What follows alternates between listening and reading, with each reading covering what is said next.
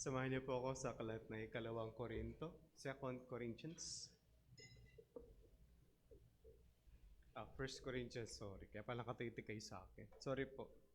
Inaantok yata ako. 1 Corinthians chapter 12. Okay na po.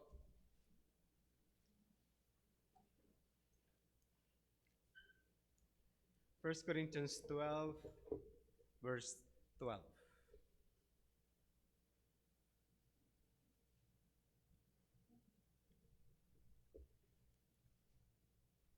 For just as the body is one and has many members, and all the members of the body, though many, are one body, so it is with Christ. For in one Spirit we were all baptized into one body, Jews or Greeks, slaves or free, and all were made to drink of one Spirit. For the body does not consist of one member, but of many. If the foot would say, because I am not a hand, I do not belong to the body, that would not make it any less a part of the body. And if the ear should say, because I am not an eye, I do not belong to the body, that would not make it any less a part of the body. But if the whole body were an eye, where would be the sense of hearing? If the whole body were an ear, where would be the sense of smell? But as it is, God arranged the members in the body, each one of them as He chose. If all were a single member, where would the body be? As it is, there are many parts, yet one body. The eye cannot say to the hand, I have no need of you, nor again the head to the feet, I have no need of you. Or on the contrary, the parts of the body that seem to be weaker are indispensable. And on those parts of the body that we think less honorable, we bestow the greater honor, and our unrepresentable parts are treated with greater modesty, which our more presentable parts do not require. But God has so composed the body, giving greater honor to the part that lacked it, that there may be no division in the body, but that the members may have the same care for one another. If one member suffers, all suffer together. If one member is honored, all rejoice together. Now you are the body of Christ and individually members of it. And God has appointed in the church first apostles, second prophets, third teachers, then miracles, then gifts of healing, helping, administrating, and various kinds of tongues. Are all apostles? Are all prophets? Are all teachers? Do all work miracles? Do all possess gifts of healing? Do all speak with tongues? Do all interpret? But earnestly desire the higher gifts, and I will show you a still more excellent way. Manalangin po tayo. Ama, amin pong isinasamo ang aming pag-aaral. Hihiling po namin ang gabay po ninyo, hiling namin ang talino mula sa inyo. Nawa amin pong maintindihan ang inyong mga salita at hiling din namin na mangusap po kayo hanggang sa kaibuturan po ng aming mga puso.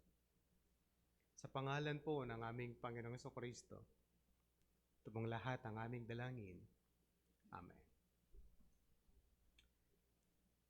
Nauso ang mga preachings being upload sa Facebook, upload sa YouTube, at in the past preachings at marami pong naka-upload. Iba-iba po yung nakalagay na pwede nating mapanood. Noon, nauso din yung church hopping. Ang mga mananampalataya ay lipat ng simbahan, naghahanap ng simbahan na magbabagay po sa kanila, sa kanilang pananampalataya. At marami silang hinahanap sa mga simbahan. Doctrinal issues, so doctrinal position, constitution, etc., etc. Then looking at the members, kung sino yung mga nasa loob ng simbahan. Will I like them? I don't like them? At saan ako babagay para sa kanila? Iba-iba po ang mga dahilan. And isa sa pinakaayaw na mga pastor ay mga members o mga Kristiyano na church hoppers.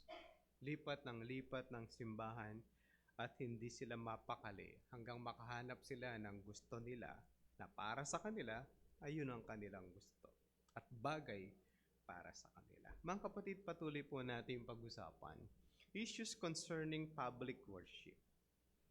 At tatlo po yung bahagi po nito, no? The man and the woman in worship, the Lord's Supper, and spiritual gifts. At tatapos na po natin yung dalawa at yung isa pang bahagi po ng spiritual gifts. Kaya lang ang spiritual gifts ay mahabang usapin at mahaba po siyang talakayin dahil mukhang nagbigay talaga ng mahabang litanya o mensahe si Apostol Pablo para sa mga Korinto. Ang isyung ito ay hindi natapos nun. It continued until today. At pinagtatalunan pa rin ang spiritual gifts. Kaya pag-usapan po natin. Napag-usapan at natalakay na po last Sunday, that is in chapter 12 verse 1 to 11, the source of the gift. Saan ba nanggaling ang spiritual gifts? Sinong nagbigay? At para saan po yun? At ito ay bigay ng banal na espiritu para sa ikaunlad ng iba. Therefore, serving in the church ay tunay na mahalaga para sa kaunlad ng ibang mga mananampalataya. And sometimes, it's not simply for us. Kahit po yung mga nagtuturo ng salita ng Diyos, Pastor, pag nagtuturo ka, sino yung pinaka nagbe-benefit? Is the listener. But sasabihin natin, pag nag-aral ka, Pastor, nag-benefit ka. Totoo naman. Nag-benefit po yung manggagawa ng Diyos when He studied the Word. Pero kung ayaw niyang gawin yon na magturo, he can still benefit. Hindi po madali magturo. It's just like, kapuka mo daw yung isang espongha na basang-basa, tapos pagkatapos mo magturo, kamukha siya ng esponghang pinisil, tapos wala na siyang laman. Hindi po siya madali. This week is my busiest week yata. Hindi naman sa buong buhay ko po. No? Ito lang yung pinaka-busy kong week na meron ako. Nagturo ako ng Friday, that is 6:30 to bago 9. Tapos yata ako ng 9 or before 9. Kinabukasan, umattend ako ng pastoral meeting. Tapos at 6 o'clock, nagturo ako para sa mga kapatiran sa Makati ng halos 2 oras. Ang usapan namin 1 hour. Sabi, 1 hour lang yung assignment mo. Then, nung tapos ko na yung 1 hour, sabi nila, baka pwede mo nang ituloy yung iba pang parts nito. And then, I have to finish that at natapos ako ng bago 9, bago 8. Kasi yun po yung naibigay sa akin. Pagod na pagod ako pag-uwi. It's not easy for me. No, napagod po ako. Nung mag-aaral na ako ng gabi, yung mata ko nagluluha na siya sa bigat ng mata. But, gutom ako pag-uwi. Yun lang po naman. Sabi ko kay Kurt, gutom ako. Then, I have to eat. Pwede ko namang hindi gawin. Pwede pag pastor, magbe-benefit ka kung nagturo ka. Actually, alam ko na po yun. I have to prepare extra lesson po para doon. Yung time ko ng hapon na magpapahinga, I have to prepare the lesson na kailangan ko pong ituro. Next Friday, meron po ako ulit ng ganun. Pero hindi na po ganun ka-hectic yung schedule na nakalagay para sa akin next week. It's more easier. But, magbe-benefit yung nag-aaral, yung mas malaking benefit para po sa kanila. Kaya pag sinabi nating binigay ng Holy Spirit ang gift na yan, others will benefit. pero merong loss sa'yo, something na may time, yung effort mababawasan for the benefit of others. Ngayon, bibigyan po ito ng illustration. Actually, hindi ko alam anong ilalagay ko pong sa ikalawang punto ng spiritual gift. Kung lalagay ko siya ng illustration o ilalagay ko siya as an explanation. Kasi magkasama po yung dalawa. Ngayon, dahil kailangan kong mamili at napili ko po is the illustration. Ito naman yung illustration ni Paul to give understanding kung ano ang ibig niyang sabihin sa spiritual gift. O talakayin po natin yung gusto niyang sabihin para sa atin. Sabi na in verse 12, For just as the body is one and has many members, and all the members of the body, though many, are one body. Dahil po dun sa salitang po, for, therefore naisip ko mas maganda na illustration yung gamitin dahil sa kanyang pagpapaliwanag ni Apostol Pablo, minabuti niyang i-illustrate ang kanyang punto para ma-explain. Therefore, is an illustration. Sabi niya, katulad ng isang katawan, meron siyang maraming parts at meron tong maraming bahagi. Ang human body ang most complex na nilikha ng Diyos sa sansinukob. Ito yung pinaka-complex at komplikadong ginawa ng Diyos, but still unite. At lahat ng parte po nito ay kailangan at mahalaga. At hindi to pwedeng, sana kamukha nung laruan natin, nung bata tayo, pwede mong kalas-kalasin tapos ilipat sa iba. Doon nagagawa na po yung ibang parts ngayon na pwedeng ilipat yung ibang mga parte. But when it work, ang galing ng katawan minsan nagtataka ka, bakit nandun pa bakit may ganito pang part ng katawan? Hindi naman siya masyadong useful para sa akin. Bakit may ganito pang parte na hindi ko naman nagagamit? Kamukha nung mga, alam niyo yung maling pananaw ng evolutionist. Sabi nila, nagkakaroon ng evolution kapag naisip nung hayop na hindi na niya kailangan yung isang bagay o kailangan niya yung isang bagay, then it evolved. Intindihan niyo ba yung kaguluhan ng mundo? O ganito. Para daw yung itlog mapisa, kailangan maisip nung itlog na magiging sisiw siya. Kailangan maisip nung itlog ng ahas, siya magiging snake. Pag hindi niya naisip yun, hindi siya mag-i-evolve. Tanong, niloloko natin yung sarili natin o niloloko tayo ng scientist na nagsabi nun? Naisip daw ng balyena, dati daw yung balyena may paa. Okay. Naisip ng balyena, hindi na niya kailangan yung paa. Kaya, sa tagal ng panahon, ang kakaisip nila na wala na silang paa, na wala na sila ng paa. Kaya lang sa genetics niya, walang ganon na disenyo. Kaya daw maliit yung kanyang panglangoy, kasi hindi na daw niya kailangan yung malaki. Naisip niya kailangan niya lang maliit. Di ba nung bata kayo, gusto niyo maging bird? Di naman kayo nagkapakpak.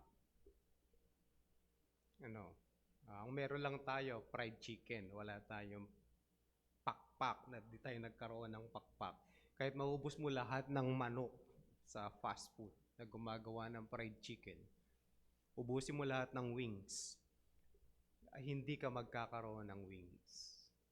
Pag namatay ka, yun, fly high, sasabihin sa'yo. Doon ka lang makaka-fly. Kaka-fly ka ba? Kaya ang idea nito, mga kapatid, yung nilikha ng Diyos, pag sinabi ng kahalintulad ng katawan natin, the body has so many parts. Yung buto natin, ang dami-dami na pinagdugtong-dugtong ng Diyos para siya mag-function at makakilos ng maayos yung katawan. Pero meron siyang ilinagay sa ulo natin na maliit na bagay. Pag yun nasira, hindi ka makakagalaw. Sa atin, papalitan mo lang yung chips. Palitan mo yung microchips. Sira yung microchips, just change the microchips. Nasira yung aking computer, palitan mo lang yon. Pero kung walang mag-uutos do sa computer ng 0101, hindi aandar. At ang computer, pastor, magaling yung computer, hindi po bobo ang computer. Ang alam lang po na number ng computer ay 01. Binary lang ang alam po ng computer. May lumalabas na ganon. Pero binary lang po yung nababasa nun. Pagka ginawa nyo yung 2, di niya lang basahin. Sa kanyang chips. Baka nag-iisip kayo paano mangyari. Sa computer programming, 01 lang ang alam po ng computer. Wala siyang alam na number, yun lang. Kaya mga kapatid, yung tao, it's so complex. At it function at meron siyang mga parte na ginagawa at nagagawa na nakakatulong sa iba. Ang galing ng pagkakadisenyo ng Diyos. And it will further explain, papaliwanag po ni Apostol Pablo yan, how it works. Sabi na, in verse 13, balik ulit siya sa body. Sabi na, for there is one Spirit, we were all baptized into one body, Jews or Greeks, slaves or free, and all were made to drink of one Spirit. Medyo complicated ng konti, but let us simplify. Yung salitang baptizo, o yung baptize, dyan, hindi to about water baptism.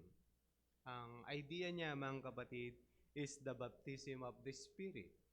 At yun din naman ang sinabi ng ating Panginoong ni John the Baptist nung parating ang ating Panginoong Jesucristo, He will baptize you with Spirit and fire. Sinabi din ng Panginoong Jesucristo yung, except a man be born again, you shall never see the kingdom of God. It is the work of the Spirit.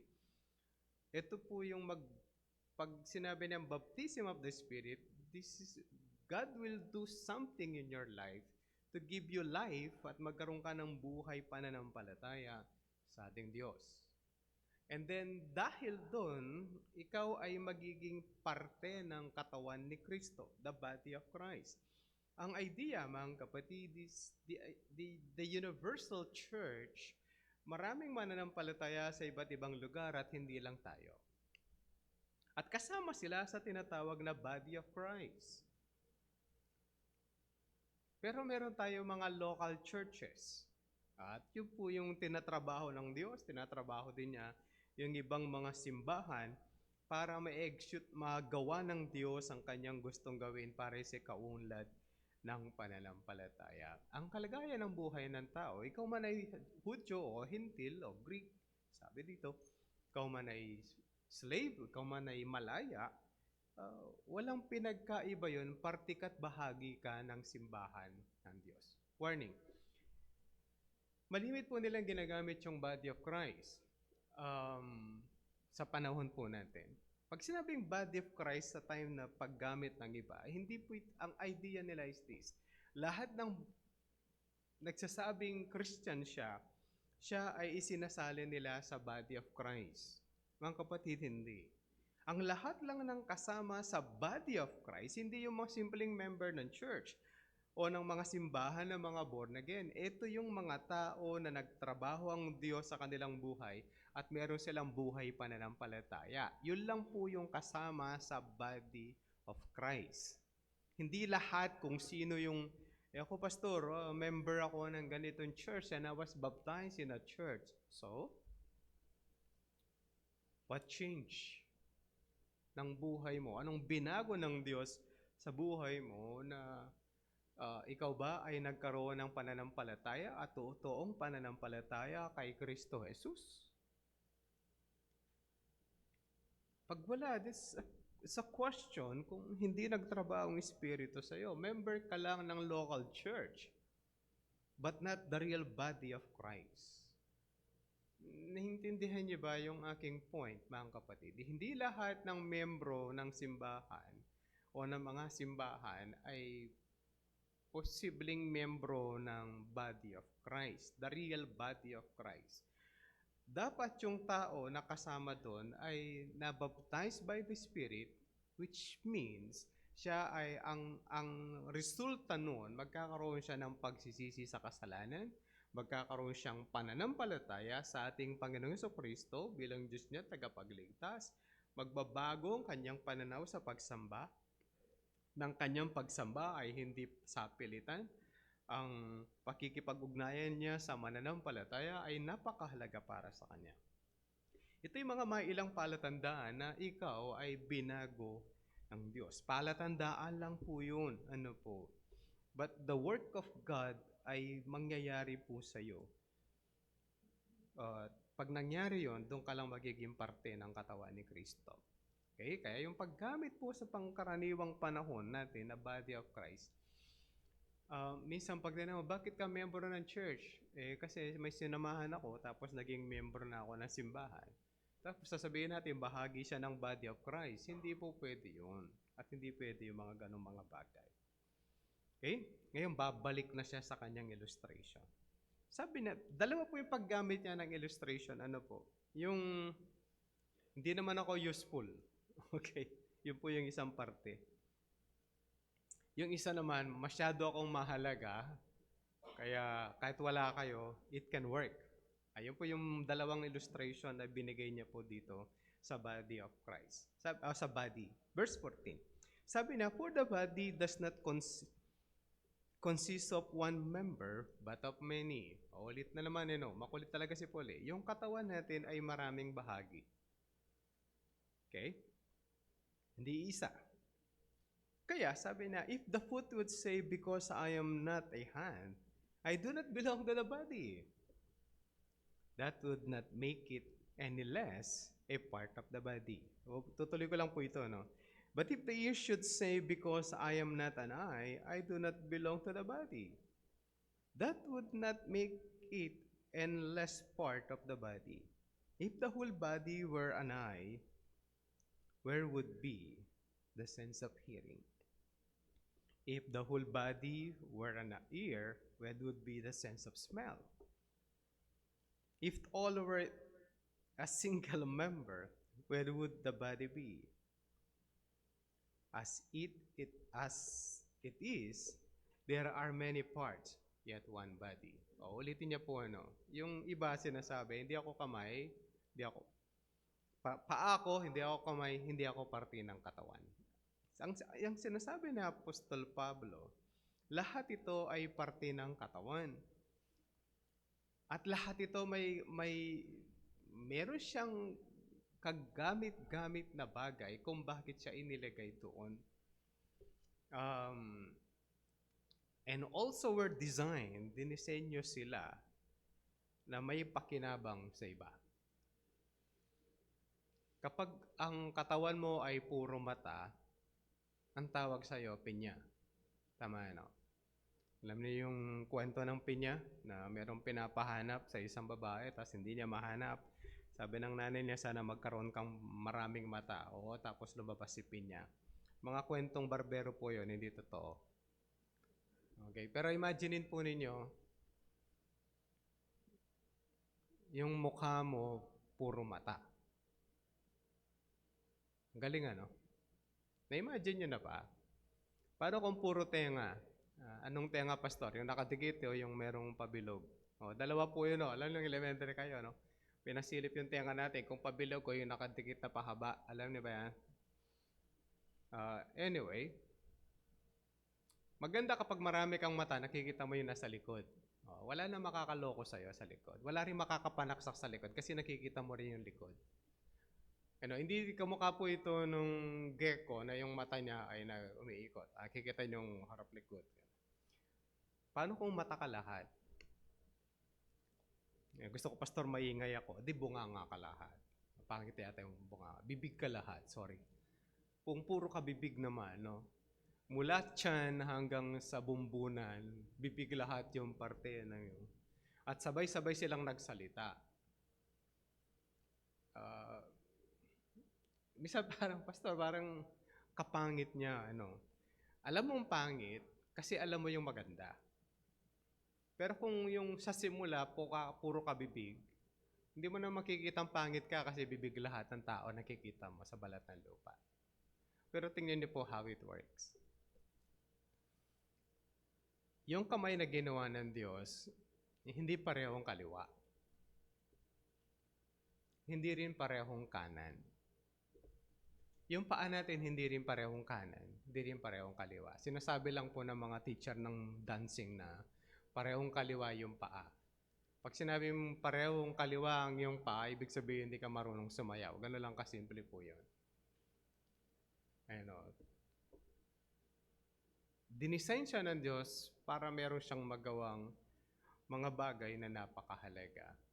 Pwede naman akong huminga sa aking lungs, but God gave me a diaphragm para kapag may kumanta, it can magkakaroon siya ng magandang labas ng hangin at magandang musika na lumalabas. Nandun lang naman sa tiyan yan. It was designed. Na-imagine niyo ba how it works? Yung dugo na napakagaling, na kaya niyang magdala ng vitamin A dun sa mata,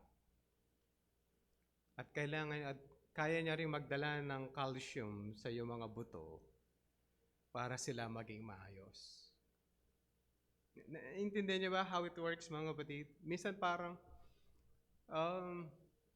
yung bituka natin, pwede namang parehong large intestine o para mabilis na lang lahat. Hindi, linagay ng Diyos yung maliit na intestine eh.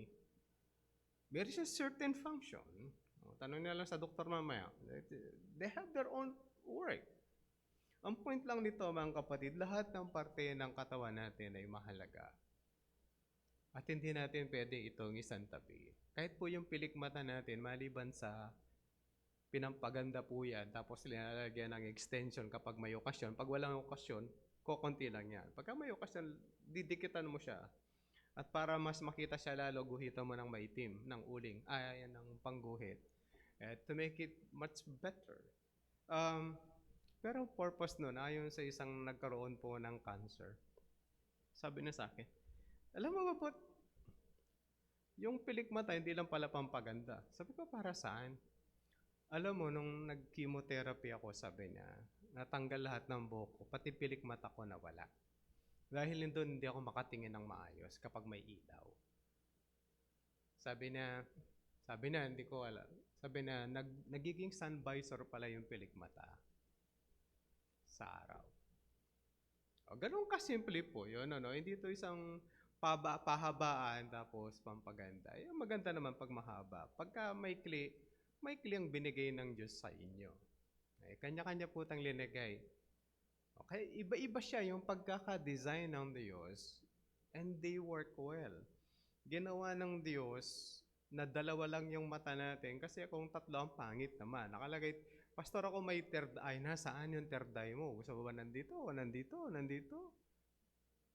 nandito yung third eye. Kaya pag nakakakita ka, you have more powers.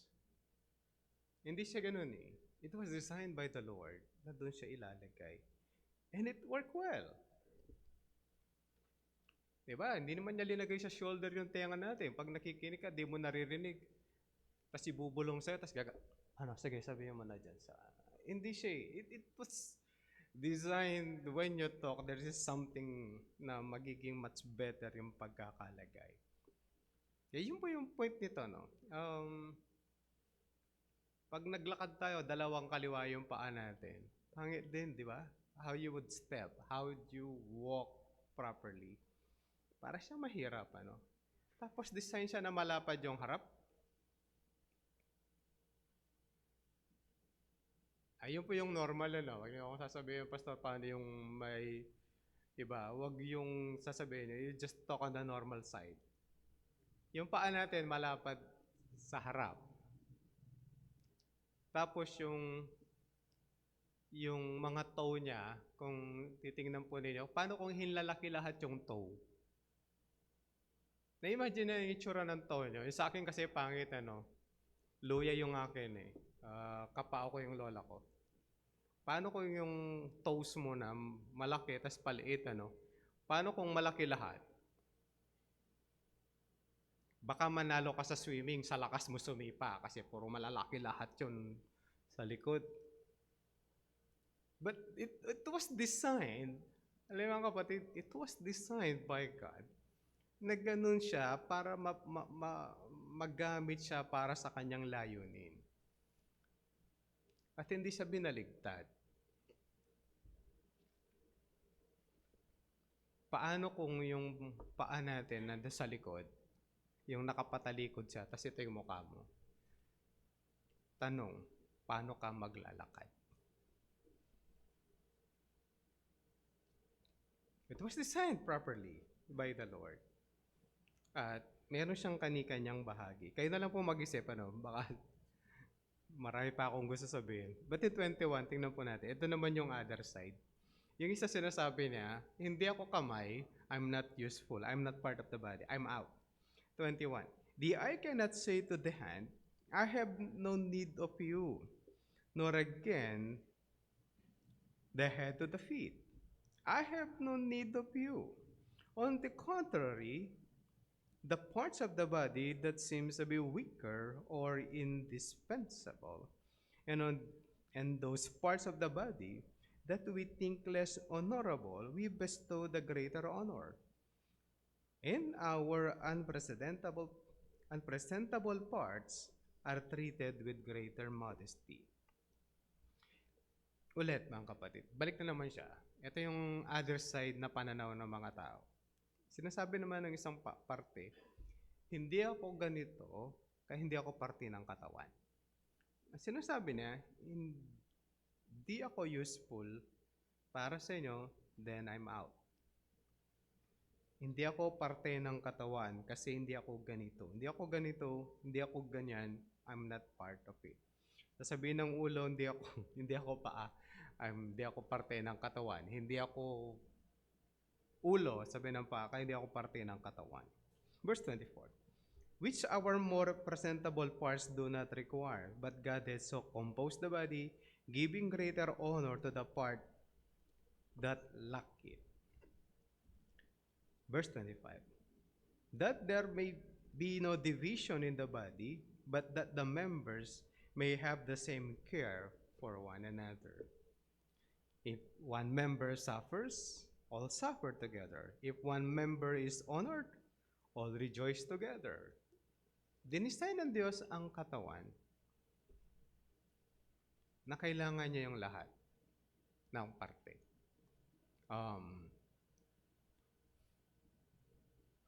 Kapag sinabi ng paa, tinatamad akong pumunta sa mesa. Sasabihin ng tiyan, gutom na ako. Sasabihin ng bibig, sasabihin ng bibig, tinatamad akong ngumuya.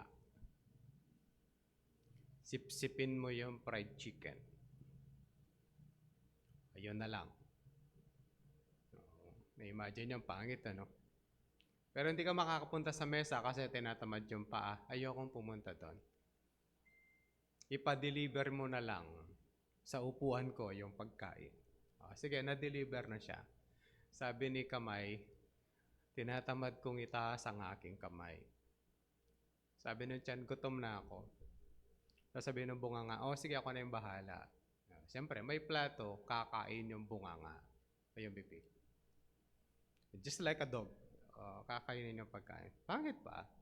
Hindi siya simple pangit. It can't work well. Tapos sasabihin ng dugo, okay, no vitamins sa'yo pa kasi tamad ka. Bahala kang mangitim. Stuck ako dito. Hanggang bewang lang ang dugo, hindi siya bababa sa'yo. Nag-strike ang red blood cells. At yung white blood, sige, kami na lang. Leukemia ang kalalabasan mo pagkatapos.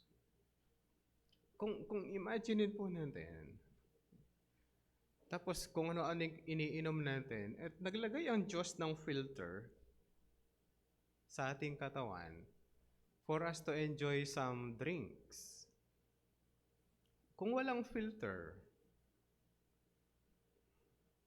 alam mo yun, magkakasakit tayo kaagad. Pero naglagay ang Diyos ng filter. Bago pa na-invento yung filter, naglagay na ang Diyos ng filter para sa mga iniinom natin.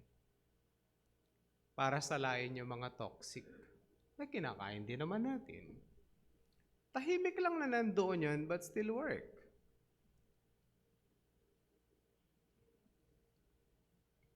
Kaya sabi ni Paul, lahat ng ito dinisenyo ng Diyos. Iniligay ang mga parte para sa ikauunlad ng buong katawan. Tapos ng kanyang illustration, babalik siya sa church. 27. Now you are the body of Christ, and individually members of it. And God has appointed in the church first apostles, second prophets, third teachers, then miracles, then gifts of healing, helping, administrating, and various kinds of tongues. Ang punto ni Apostol Pablo sa simbahan, the Universal Church, naglagay ang Diyos una ng apostles. That's their part in the kingdom. Yung iba ay prophets. And then yung iba ay teachers. Then merong nagmimilagro noon. Ngayon wala na pong miracle worker. Gifts of healing. Then helping, administrating, and various kinds of tongues. Sa simbahan, sa lahat, sa simbahan, universal, meron pong inilagay talaga ang Diyos. But apostles, prophets, ito po yung mga naunang nag-cease na ministry o natapos na ministry ng Diyos. Then comes the teachers. Inilagay lahat ito, mga kapatid. At naniniwala ko sa local church. Naglagay ang Diyos ng mga guro, mga tumutulong, administrador, at iba't ibang mga ministry sa simbahan. Ang punto ni Apostol Pablo, hindi lahat tayo pare-parehas ng spiritual gifts. Merong may gift na kayang mangaral. Merong hindi. Merong gift na masipag sila sa other ministries, merong hindi. Pero ang punto nito, hindi mo pwedeng sabihin wala akong parte sa church, kaya hindi na ako sasali. Aalis na lang ako, maghahanap ako ng simbahan, saan ako babagay. Babagay ako na wala akong ginagawa. Pagka gano'n ang pananaw natin that you will not serve in the church, yung issue mo ng Christianity ay merong problema. Am I a Christian? Why is it I don't like to be part of a church? Pag ayaw mong maglingkod at wala sa pananaw mong maglilingkod ka sa Diyos, then go back to the history of your faith. Ako ba ay may buhay pananampalataya sa Diyos? Why is it wala akong gana to serve? You have been born again para ikaw ay maglingkod sa Diyos at sa Kanyang simbahan. Kaya pag wala kang part at lagi kang tamad, ako wala akong part, ayoko maging part, Christianity yung problema mo o yung idea ng salvation. Alam niyo po yun? Hindi pwedeng wala kang parte sa simbahan. Hindi pwedeng wala kang ginagawa. O sadyang tamad ka lang na ayaw mo makibahagi sa trabaho ng simbahan. Pag ayaw mo makibahagi sa trabaho ng simbahan, saan ka kabahagi? Sa mundo? Ang priority mo is the world and not the kingdom. Saan ka ba titira pagkatapos nito? Hanggang kailan ba yung mundo na ginagalawan natin? Di ba kayo naiinis? Nagbabasa ka ng Facebook, merong lalabas sa feed mo, nag-aaway yung mga senador, unfair treatment. Ito yung judge na to, ito yung judge na to. Are you not looking forward of a great judge who is equal and fair in everything? Pagka darating naman yung bagyo, ayan, sikat na naman yung si Kapitan. Si Kapitan, yung ayuda Kapitan.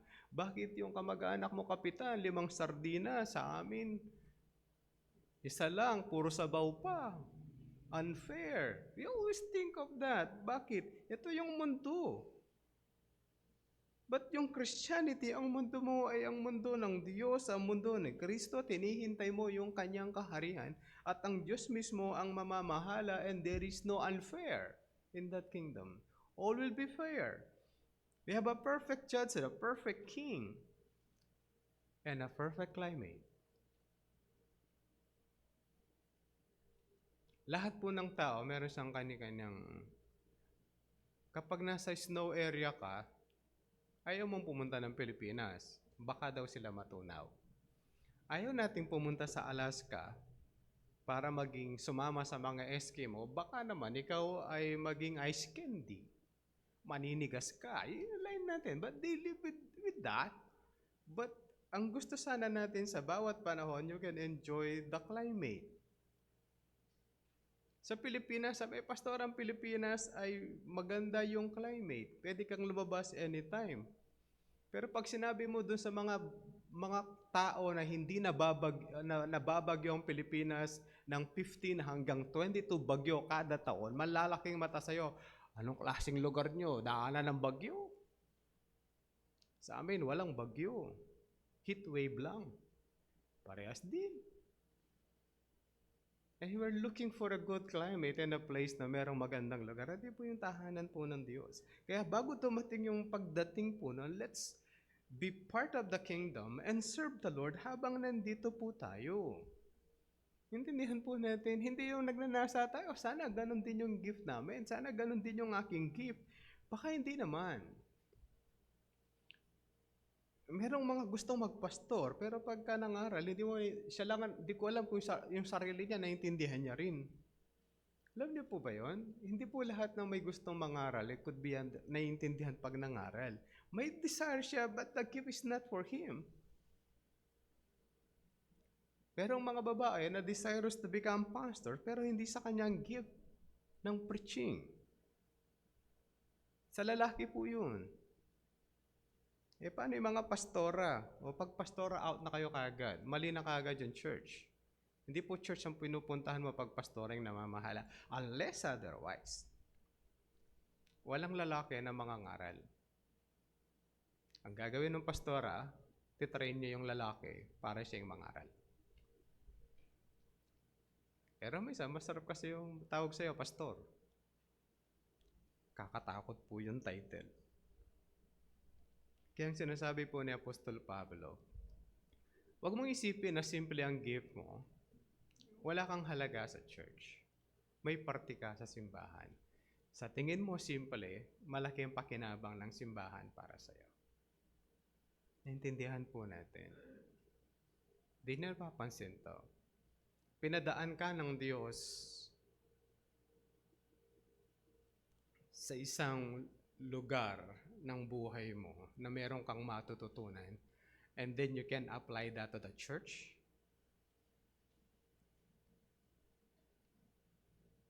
Hindi po lahat guro. Hindi lahat. Pero kahit hindi ka nagtapos sa pagguro at pinadaan ka ng Diyos sa bagay na tuturuan ka niya, then you can teach. Pero merong mga guro ayaw magturo sa church. Naintindihan po natin? Isipin natin, what is my part in the church? What is my part in the kingdom? Mga kapatid, when the church grow, hindi lang po yung local church na lumalago, but the universal church. Bahagi tayo ng universal church, and when you serve, the effect is to the local church and to the universal church. Hindi lang ito simple na maglilingkod ka lang pag gusto mo. Katamaran po yon. Ikalawa, check your faith. Am I serving the kingdom? Yung gift ko ba ay nagagamit sa church? O pag hindi, kailan mo gagamitin? We want to grow through you. Help us. May lang po yung gusto namin sabihin. Maglingkod tayo ng buong tapat. Yung kakayanan na binigay mo ng Diyos sa'yo, hindi yan ibinigay para itago. Ibinigay yan to help others for them to grow. We need your gift and talent for us to grow. Naintindihan niyo ba mga kapatid? Kung ikaw Kristiyano, kailangan ka ng church para siya lumago. Binigyan ka ng gift ng Diyos para tapat kang maglingkod sa Kanya through the church. Pero kung meron kang priority na iba, Let's go back to the history. Kumusta yung aking kaligtasan? Is God is my priority? O itong unfair world? Hindi magandang mundo. Hindi magandang sansinuko. Kaya sabi ni Paul sa kanila na nagtatalo-talo sa kanilang spiritual gift. You desire a better gift? Ito yon, sabi na sa 31. But earnestly desire the higher gifts. And I will show you a still more excellent way. Kaya meron po siyang 2 punto para ibigay po sa atin. Will be taken up sa mga darating pong mga Sundays. Ulit mga kapatid, kung ikaw Kristiyano, may spiritual gifts ka. Kailangan ka namin para kami lumago sa pananampalataya. Kung Christian ka, sa palagay mo Christian ka, at tamad kang maglingkod, maliban sa tamad ka lang talaga, baka may problema ka sa kaligtasan. Baka yung spiritual gifts mo at yung spirit, hindi siya nag-work sa'yo at hindi ka pinupush ng spirit to work for the kingdom. Kaya, let's assess ourselves. Am I serving God faithfully? Manalangin po tayo. Panginoon, salamat po sa inyong mga salita. Mga gabay po namin at panuntunan at pagtuturo sa amin na inyo pong gawa sa aming mga buhay. Ang isang Kristiyano ay dapat naglilingkod dahil ito ang kanyang disenyo. Hindi niya mapipigilan ang kanyang sarili na hindi siya maglilingkod. Tulungan kami, O aming Diyos, that we could serve faithfully at makapaglingkod po kami ng buong lakas para sa inyo at para sa inyong kaluwalhatian. Tulungan kami, O aming Diyos, na kayo ay maparangalan sa aming mga buhay. Sa pangalan po ng aming Panginoong Jesucristo, ito pong lahat ng aming dalangin. Amen.